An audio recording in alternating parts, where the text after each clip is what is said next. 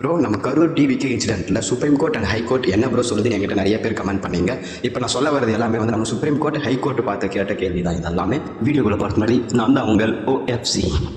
Supreme court வந்து Chennai high court கிட்ட கேட்டிருக்க கொஸ்டின் என்னன்னா, இந்த இன்சிடென்ட்டுக்கு எப்படி நீங்கள் SIT போட்டீங்க?